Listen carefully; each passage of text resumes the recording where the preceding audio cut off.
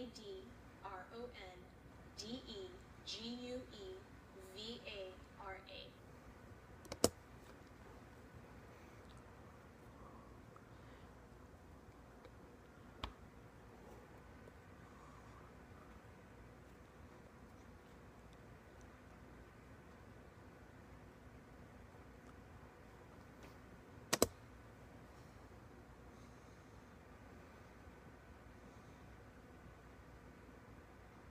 I'm going to talk about Generation Enya, which came around the same time as Generation X.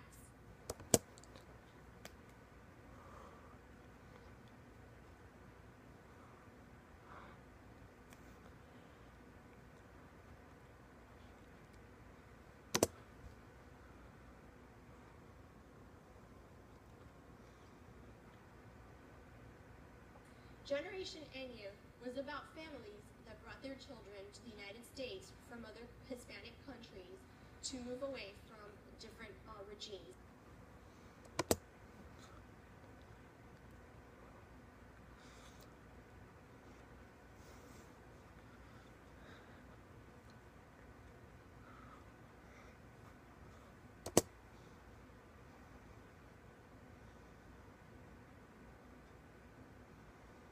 Mine in particular came from Cuba to move away from the Castro regime and the oppression that was occurring during the mid to late 1960s.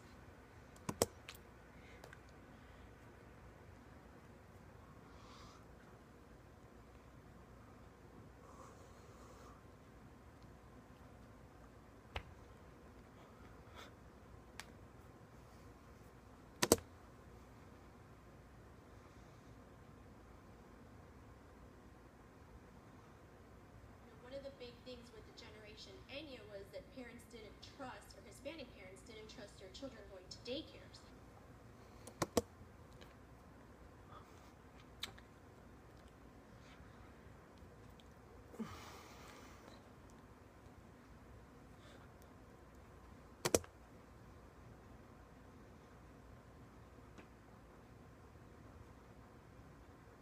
Therefore, the grandparents stayed at home and took care of the children.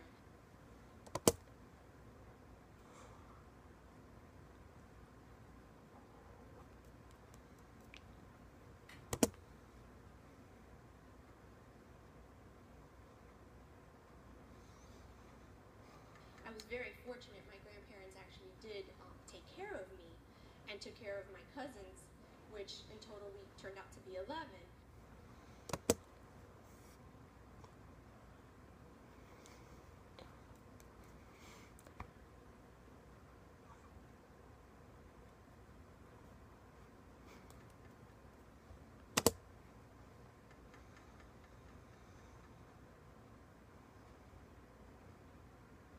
So I grew up with my cousins, knowing them as my brothers and my sister.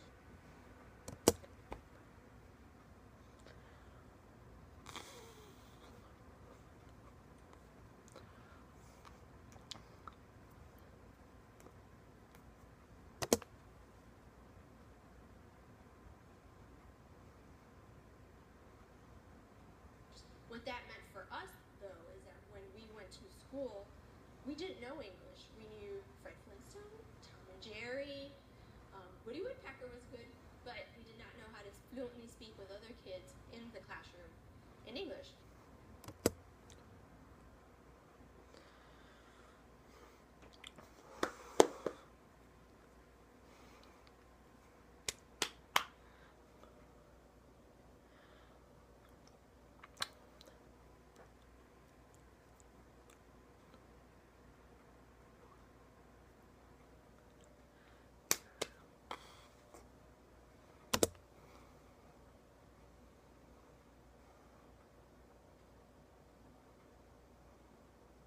Many of us experienced having to participate in ESOL classes, and for those who don't know, that's English as a Second Language.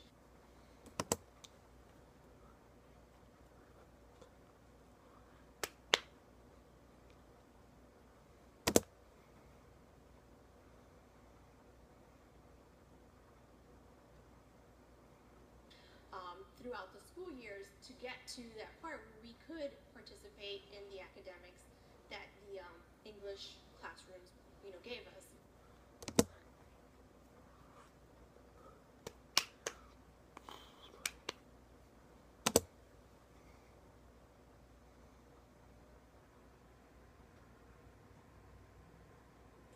Generation X probably didn't go through that, and that they all spoke English, and we kind of had to catch up.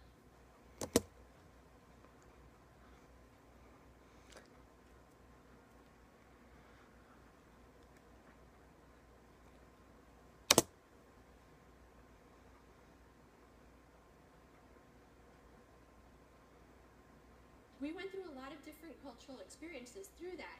We spoke Spanish more than we spoke English. We only spoke Spanish in the home, then went to school, spoke English.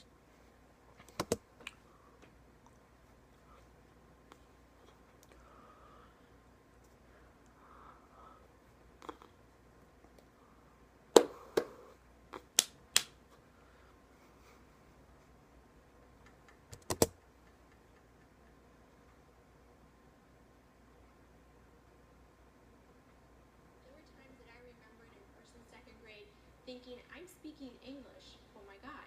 I'm not speaking Spanish. I'm writing in English, oh my God.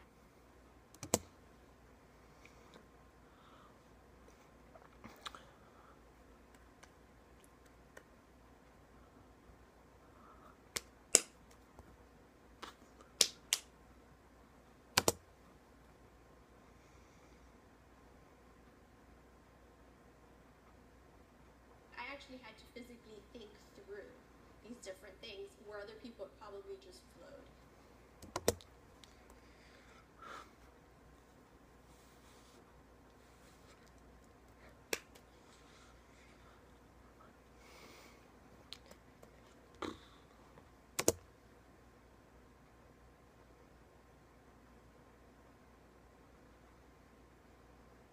Another big thing is we are very big into Catholicism.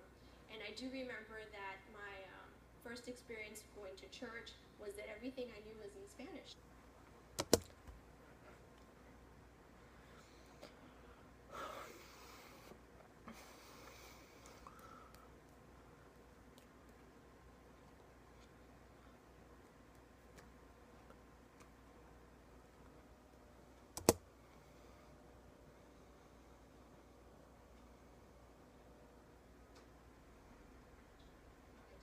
Communion in Spanish, and then I had to learn it all over in English, and did my confirmation in English.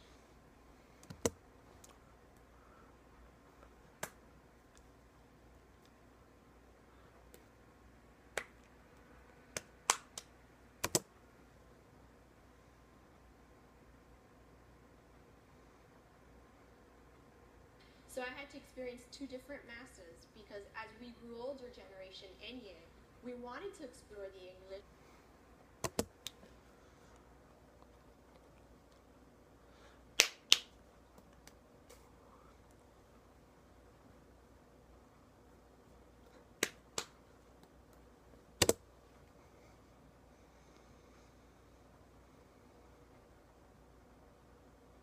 We wanted to explore the American culture, but still wanted to please our Hispanic families.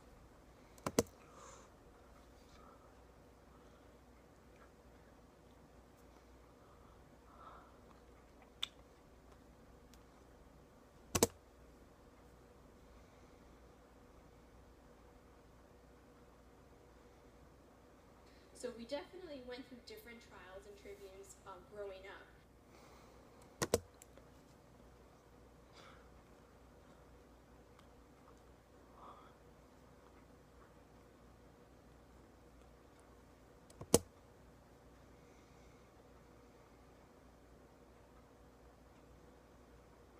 Then we go to high school, and high school is an adventure because our friends are having slumber parties, our friends are going out, no curfew.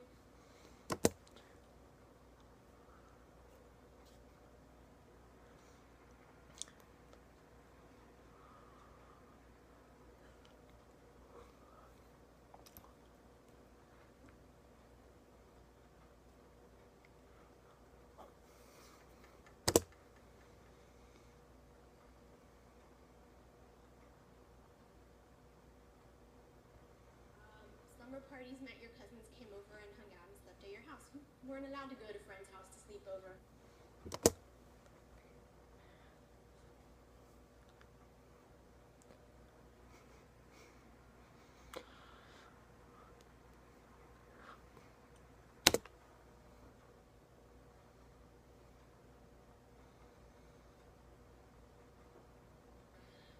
Curfews where you were going out with your parents as your chaperones. It became very difficult and very challenging.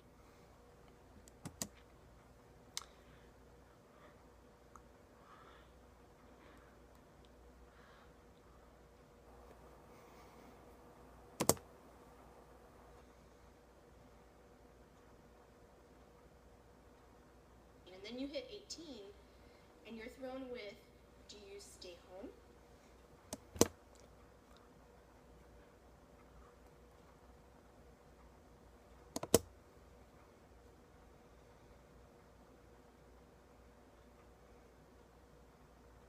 Because in a Hispanic family, you stay home until you get married.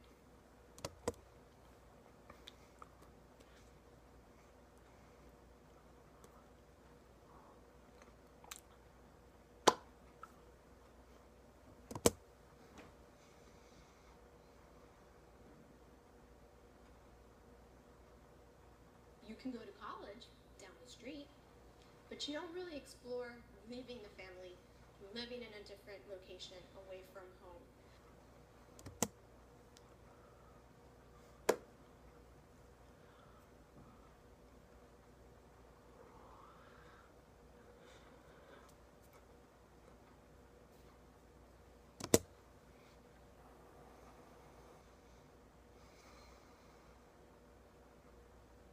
When it came time for me to go to college, this is when I decided it was time to explore and move some barriers.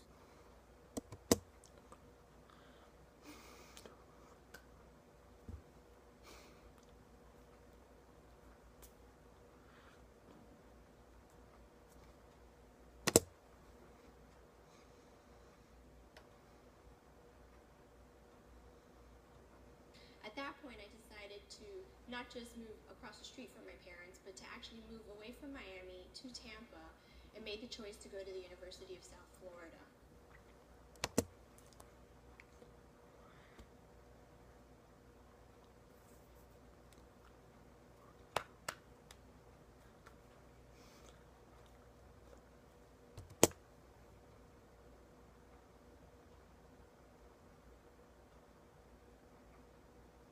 Still today, my father comes to me and says, "You didn't ask for permission to leave home." And he genuinely means it. He is still very upset with me for not staying and living inside the home until I got married.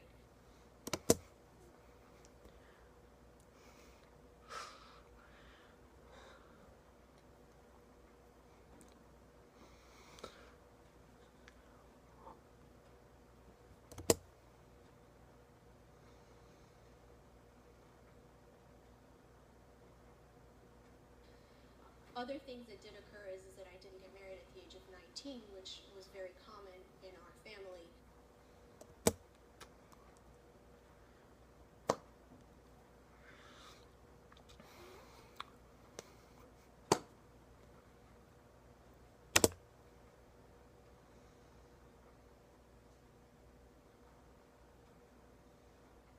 Versus I waited to get my master's degree and then married at the age of 28.